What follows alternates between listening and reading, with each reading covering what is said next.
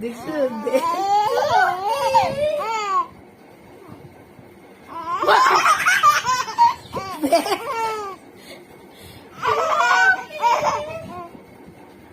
বললাম না এখন ওদের নিয়ে বসে থাকলে না ও বিরক্ত করে না বুঝলি একদম বিরক্ত করে না এখন বিরক্ত করে না এই যে আমরা দুজনের কাছে বুঝিয়েছিল আমরা মাজার দুজার করে আইলাম তাই না গো